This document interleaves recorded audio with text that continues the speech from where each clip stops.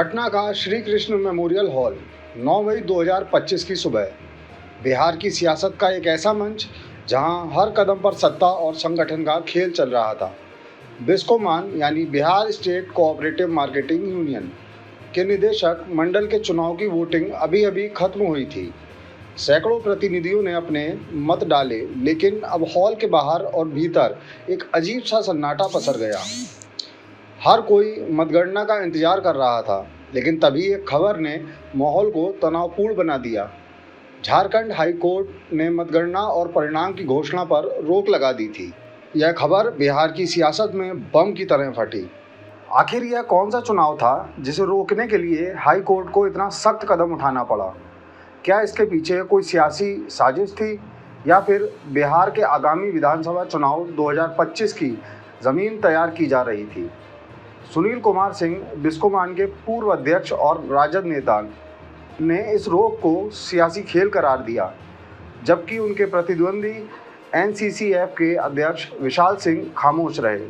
सवाल यह था कि क्या यह रोक केवल एक प्रशासनिक मसला थी, या इसका असर बिहार की सियासत और विधानसभा चुनाव पर पड़ने वाला था?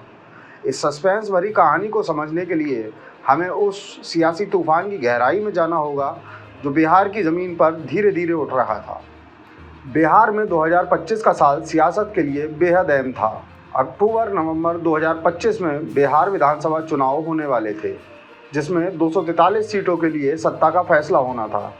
यह चुनाव न केवल बिहार की सियासत बल्कि राष्ट्रीय राजनीति के लिए भी एक बड़ा टर्निंग पॉइंट था। एक तरफ राष्ट्रीय जनतांत्रिक गठबंधन, जिसमें जनता दल और भारतीय जनता पार्टी शामिल थे, और दूसरी तरफ महागठबंधन, जिसमें राष्ट्रीय जनता दल, कांग्रेस और अन्य छोटे दल थे। इस सियासी जंग में हर छोटा बड़ा मंच अहम था, और बिस्कोमान का चुनाव भी उसी जंग का एक हिस्सा था। बिस्कोमान कोई साधारण सहकारी संस्था नहीं है। यह बिहार और झारखंड के लाखों किसानों और सहकारी समितियों का एक बड़ा नेटवर्क है, जो कृषि उत्पादों के विपणन और सहकारी विकास में महत्वपूर्ण भूमिका निभाता है। इसका निदेशक मंडल और अध्यक्ष पद न केवल आर्थिक ताकत का प्रतीक है, बल्कि सियासी प्रभाव का भी एक बड़ा मंच है। बिस्कोमान का नियंत्रण मतलब लाखों किसानों, सहकारी समितियों और कार्यकर्ताओं पर पकड़। यही वजह थी कि इसका चुनाव बिहार की सियासत में हमेशा से विवादों और सियासी खेल का केंद्र रहा। 9 मई 2025 को हुए बिस्कोमान चुनाव में दो बड़े सियासी धड़ों की टक्कर थी। एक तरफ थे सुनील कुमार सिंह, राजद के पूर्व एमएलसी और बिस्कोमान के पूर्व अध्यक्ष, जिनके साथ उनकी पत्नी वंदना सिंह और कई अन्य सहयोगी थे। दूसरी तरफ थे विशाल सिंह, एनसीसीएफ के अध्यक्ष और बीजेपी से जुड़े नेता। यह मुकाबला केवल 17 निदेशक मंडल की सीटों के लिए नहीं, बल्कि बिहार विधानसभा चुनाव से पहले सियासी वर्चस्व स्थापित करने के लिए था। लेकिन मतगणना से पहले झारखंड हाईकोर्ट की रोक ने इस सियासी खेल को एक नया मोड़ दे दिया। बिस्कोमान चुनाव का माहौल। बिस्कोमान का यह चुनाव कई महीनों में खास था। इसका आयोजन पहले कई बार टाला जा चुका था। जनवरी 2025 में भी यह चुनाव स्थगित हुआ था, जब एक प्रत्याशी विष्णुदेव राय की मृत्यु हो गई थी। आखिरकार सहकारी निर्वाचन प्राधिकरण ने 9 मई 2025 को चुनाव की तारीख तय की। श्री कृष्ण मेमोरियल हॉल में सुबह 8 बजे से मतदान शुरू हुआ। बिहार और झारखंड की सहकारी समितियों से आए सैकड़ों प्रतिनिधियों ने अपने मत डाले। माहौल तनावपूर्ण था। सुनील सिंह और विशाल सिंह के समर्थक एक दूसरे को कड़ी टक्कर दे रहे थे। जनवरी 2025 के पिछले चुनाव में दोनों गुटों के बीच हिंसा और धक्का मुक्की की घटनाएं हुई थीं, इसलिए इस बार सुरक्षा के कड़े इंतजाम किए गए थे। पटना के जिला मजिस्ट्रेट और सीई के अध्यक्ष डीके सिंह ने चुनाव को पारदर्शी और शांतिपूर्ण बनाने के लिए हर संभव कोशिश की थी, लेकिन सियासी गर्मी कम नहीं थी। सुनील सिंह के समर्थकों का दावा था कि उनके खेमे ने 17 में से 12 सीटें जीत ली हैं।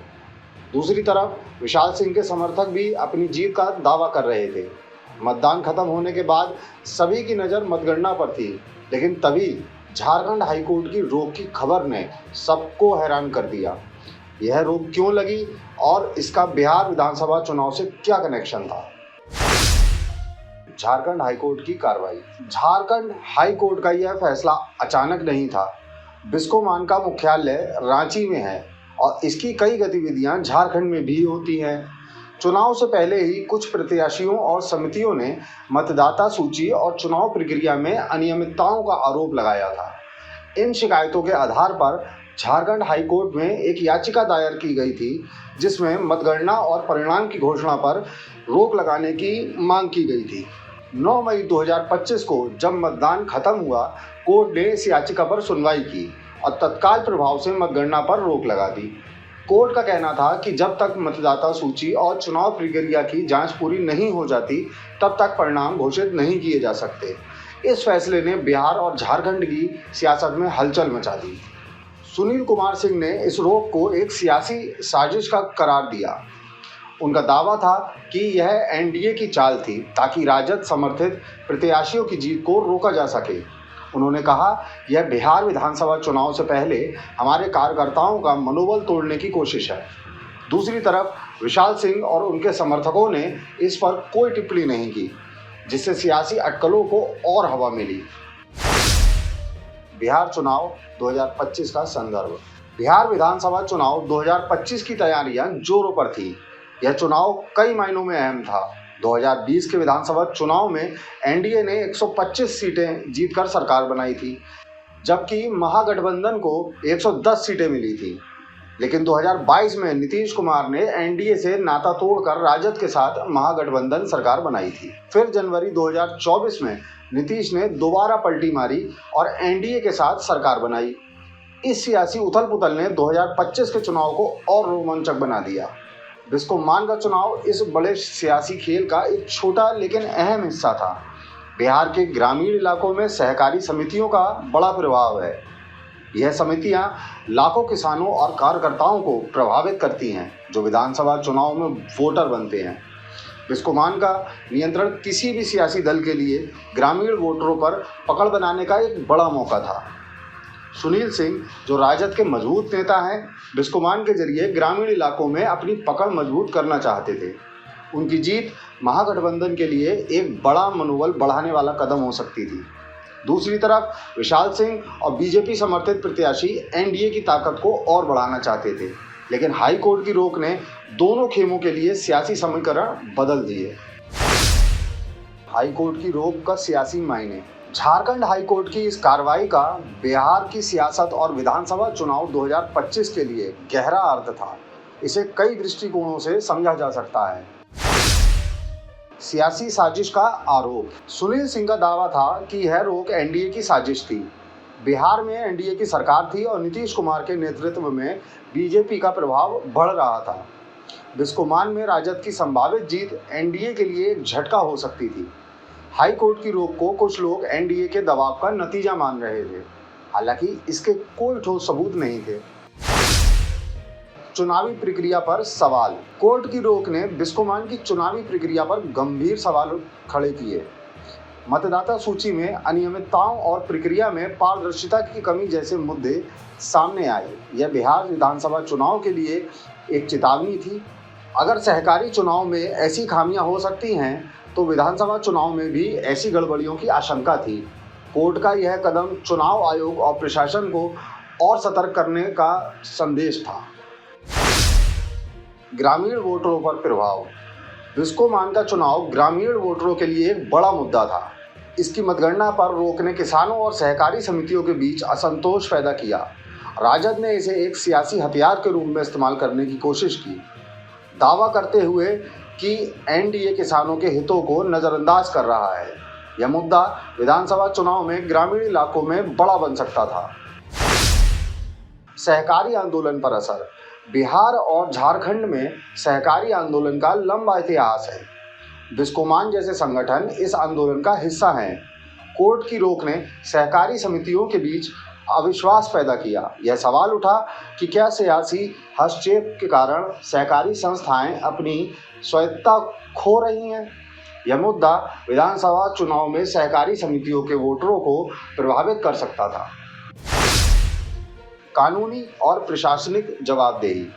हाई कोर्ट की कार्रवाई ने यह साफ कर दिया कि कोई भी सियासी संगठन कानून से ऊपर नहीं है। बिस्कोमान के चुनाव में अनियमितताओं की शिकायतों ने कोर्ट को हस्तक्षेप करने के लिए मजबूर किया। यह बिहार विधानसभा चुनाव के लिए एक सबक था कि पारदर्शिता और जवाबदेही सुनिश्चित करना बहुत जरूरी है। सियासी गलियारों में हलचल। हाई कोर्ट की रोक के बाद बिहार की सियासत में हलचल मच गई। राजद ने इसे एक बड़ा मुद्दा बनाने की कोशिश की। सुनील सिंह ने मीडिया में बयान दिया, यह रोक बिहार के किसानों और सहकारी समितियों के साथ धोखा है। एनडीए नहीं चाहता कि राजद की ताकत बढ़े और उनके समर्थकों ने पटना और रांची में प्रदर्शन की योजना बनाई, लेकिन पुलिस ने इसे रोक दिया। दूसरी तरफ एनडीए के नेता इस मुद्दे पर चुप रहे। विशाल सिंह ने कोई सार्वजनिक बयान नहीं दिया, जिससे सियासी अटकलों को और बल मिला। कुछ का मानना था कि बीजेपी और जेडीयू इस रोक के पीछे थे ताकि बिस्कोमान ने राजद की जीत को रोका जा सके, लेकिन बिना सबूत के ये केवल अटकलें थी। पटना के सियासी गलियारों में यह चर्चा आम थी कि बिस्कोमान का यह विवाद विधानसभा चुनाव में बड़ा मुद्दा बन सकता है। राजद इसे किसानों और ग्रामीण वोटरों के बीच भुनाने की कोशिश कर रहा था, जबकि एनडीए इसे एक प्रशासनिक मसला बताकर टालना चाहता था। भविष्य की तस्वीर। बिस्कोमान चुनाव पर हाई कोर्ट की रोक का मामला अभी खत्म नहीं हुआ था। कोर्ट ने जांच के आदेश दिए थे और मतगणना कब शुरू होगी इस पर कोई स्पष्टता नहीं थी, लेकिन इस विवाद ने बिहार की सियासत में एक नया अध्याय जोड़ दिया। सुनील सिंह और उनके समर्थक इस रोक को एक सियासी साजिश बताकर विधानसभा चुनाव में इसे भुनाने की कोशिश कर रहे थे। दूसरी तरफ एनडीए इसे एक कानूनी मसला बताकर सियासी नुकसान से बचना चाहता था। लेकिन एक बात साफ थी, बिस्कोमान का यह छोटा सा चुनाव बिहार सभा विधानसभा चुनाव के सियासी जमीन को हिला चुका था। सियासत का सबक। बिस्कोमान चुनाव और हाई कोर्ट की रोक की यह कहानी बिहार की सियासत का एक अनकहा अध्याय है। यह हमें सिखाती है कि सियासत में कोई भी मंच छोटा नहीं होता। एक सहकारी संस्था का चुनाव भी सत्ता के बड़े खेल का हिस्सा बन सकता है।